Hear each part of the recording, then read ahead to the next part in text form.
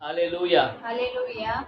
It is my prayer that in the coming days we will be able to meditate on the book of Epistle of Romans. और ये हमारी प्रार्थना है कि आने वाले दिनों में हम रोमियो की पत्री से सीखेंगे।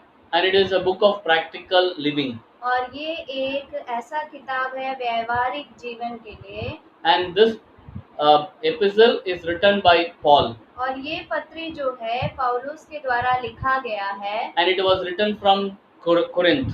और ये पत्री जब लिखता है तो पौलुस उस समय कोरिन्थ से लिखता है। And it was written during his third missionary journey. और ये उस समय लिखा गया जब वो अपनी तीसरी मिशनरी यात्रा में था। And it is one of the longest epistle. और ये एक लंबा पत्री भी है। The surprising thing is when Paul writes it, Paul did not establish this church. और जब आश्चर्य की बात यह है कि जब ये पत्री पौलुस लिखता है तो ये जो कलीसिया है पौलुस के द्वारा स्थापित किया गया कलीसिया नहीं था। Actually, the members of the churches in Asia, Macedonia, and Greece. और जो लोग थे एशिया या मैसेडोनिया में ग्रीस और ग्रीस में जो थे they came and settled in Rome और वो लोग रोम में आकर रहने लगे and they formed a big church. और उन्होंने एक बड़ी कलीसिया को वहाँ पर बनाया। Rome was one of a very glorious city. और रोम जो था बहुत ही सुंदर और महिमामय शहर था। There were a lot of beautiful buildings. और वहाँ पर बहुत से सुंदर इमारतें थी। And the church was also a very big church. और जो कलीसिया जो थी वो भी बहुत बड़ी थी। And they met in different places in Rome, it is said. और वो अलग-अलग रोम के अलग-अलग जगहों में इकट्ठा हुआ करते थे। And most of the members were Gentiles. और बहुत से लोग इनमें से जो थे वो अन्य जातियों में से थे। Some of them were Jews. और कुछ ही थे जो यहूदा के गोत्र से थे। When Nero the king, और जब न्यूरो राजा जो था, when he persecuted the church in Rome, और उसने जब रोम की कलीसिया को सताया, it is said that it was an immense multitude. और ये कहा जाता है कि बहुत से लोग वहाँ पर सताए गए। And that is how we know that it was a big church. और इसलिए हमें मालूम होता है कि वो जो कलीसिया थी बहुत बड़ी थी। And Paul represents Christ as the second Adam. और पौलुस यहाँ पर यीशु मसीह को दूसरे आदम के रूप में कहता है। And the first Adam, through the first Adam we were into sin. और पहले आदम के द्वारा हम पाप में पड़े। And through the second Adam, Jesus Christ, और दूसरे आदम यीशु मसीह के द्वारा we have been gifted with life. हमें जीवन दिया गया। And Paul focuses on righteousness. और पौलुस यहाँ पर धार्मिकता के बारे में बताता है। The substitutionary death of Jesus Christ. और जो यीशु मसीह के जो मरण है उसके बारे में बतलाता है। And when we believe in that, he talks about justification. और जब हम उस पर विश्वास करते हैं तो वो उस न्याय के बारे में बताता है। And all these comes free for mankind. और ये सारी बातें मुफ्त में दी गई है, मनुष्य को भी कहा गया है। And it is not because of any of our efforts. और ये हमारे कोई परिश्रम से मिला हुआ चीज नहीं है। And this letter is written in a question answer format. और ये जो पत्री इस प्रकार लिखा गया, प्रश्न और जवाब के रूप में लिखा गया है। And there is a question, there is an answer to it. एक प्रश्न होता है और उस प्रश्न का जवाब होता है इस पत्री में। And today we will learn about Romans chapter 1 to 16. और आज हम रोमियो की पत्री पहला अध्याय उसका 1 से 16 वाक्य तक पढ़ेंगे। I would like to differentiate it or classify it into 4 P's. और मैं इन वचनों को 4 भागों में बांटना चाहूँगा। The first is the plan. और पहला जो है वो उद्देश्य है। Paul addresses himself as a servant of Jesus Christ. और पौलुस जो है अपने आप को यीशु मसीह के सेवक के रूप में संबोधित करता है। He says that he has been called by Jesus Christ. और वो कहता है कि वो यीशु मसीह के द्वारा बुलाया गया है। And he says that he has been set apart by God. और वो यीशु मसीह के द्वारा ही अलग भी किया गया है करके कहता है। And when he says this, और जब वो ऐसा कहता है, the God who separated him, जो परमेश्वर जिसने उसे अलग किया, he is a God of pre-planning. और वो ऐसा परमेश्वर है जो पहले से ही सब बातों का योजना करता है। And He is not a God of sudden decisions. और वो ऐसा परमेश्वर नहीं है कि वो तुरंत कुछ बातों की योजना करने वालों में से। The very purpose of Jesus Christ coming into this world was also pre-planned. और यीशु मसीह के इस संसार में आने का भी एक पहले से योजना किया हुआ चीज था। Before the birth of Jesus Christ, it was prophesied in the scriptures. और यीशु मसीह के जन्म से पहले ही पवित्र शास्त्र में इसके बारे में भविष्यवाणी भी की गई थी। And it was also mentioned about through whose lineage Jesus Christ will be born. और ये भी लिखा गया कि यीशु मसीह किसके वंश से पैदा होंगे, ये भी दिया गया था। And everything about Jesus Christ was planned. और यीशु मसीह के बारे में सब कुछ पहले से योजना किया गया। And Paul says that this apostleship is also a pre-planned one. और ये प्रेरितपन जो है वो भी परमेश्वर के द्वारा पहले से योजना किया गया है। And so he welcomes his church, और इसलिए वो अपनी कलीसिया को स्वागत करता है the plan of God.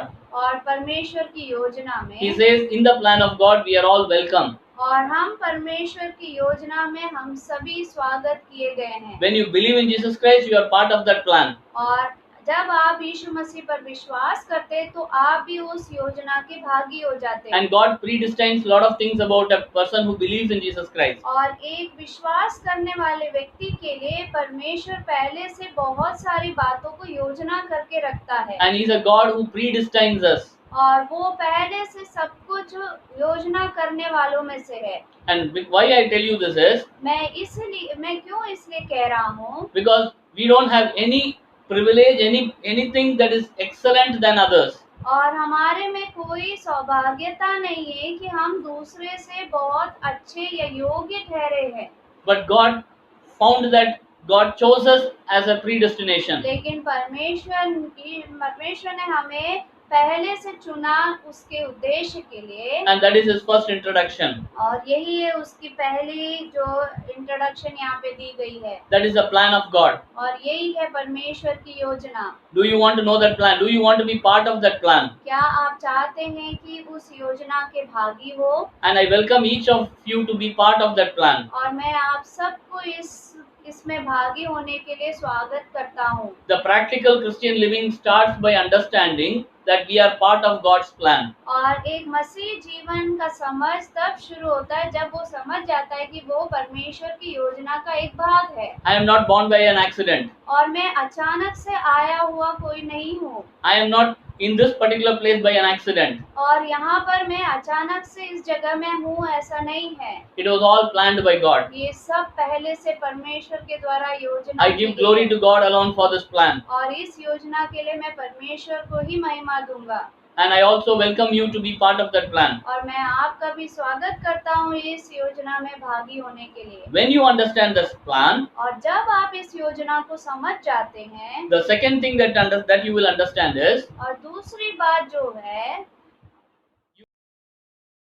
responsibility.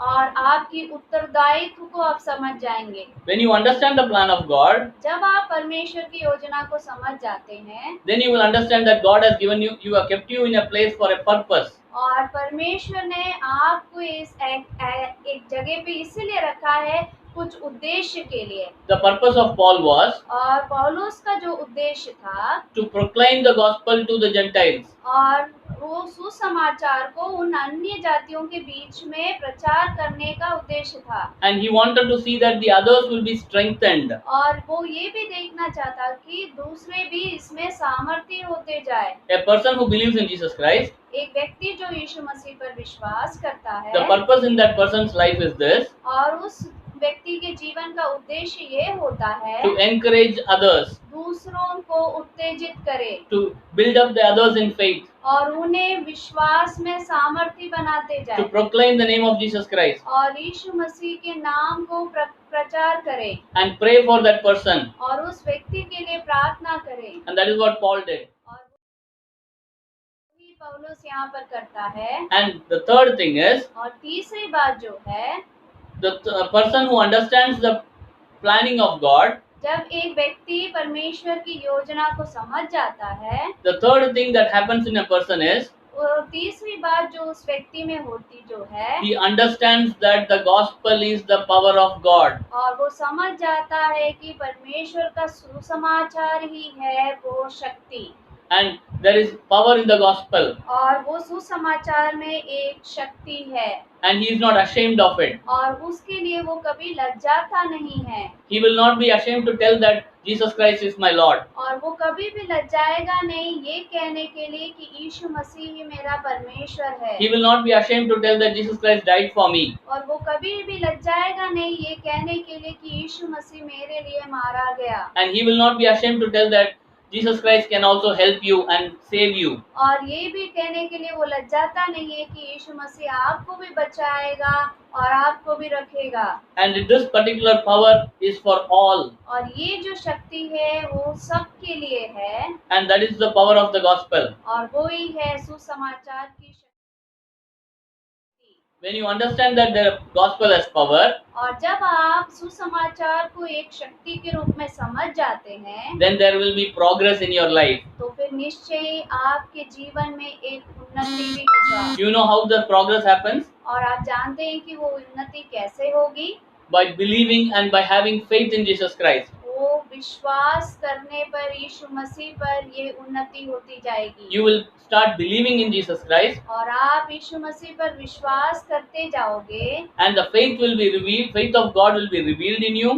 और परमेश्वर की जो विश्वास है वो आप पर प्रकट होगा, You will be increasing from faith to faith. और आप विश्वास से और अधिक विश्वास में बढ़ते जाओगे, And you will be classified as a righteous person. और आपको एक धार्मिक व्यक्ति के रूप में कहा जाएगा। And that is why it is written in verse 17, righteous will live by faith. और इसीलिए पहला अध्याय के 17 वाक्य में कहा गया है कि विश्वास से धर्मी जन जीवित रहेगा। Do you want to live in righteousness? क्या आप चाहते हैं उस धार्मिकता में रहने के Do you लिए? want to live in faith? क्या आप चाहते हैं कि उस विश्वास में रहने के So लिए? let us also be part of the plan which God has ordained. और इसीलिए आइए हम भी परमेश्वर की उस योजना के भागी हो जाएं। The first is the plan of God. पहला जो था परमेश्वर की योजना, When you understand the plan, you go by the purpose of God. और जब उस योजना को आप समझ जाते हैं तो आप परमेश्वर के उद्देश्य के अनुसार चलेंगे,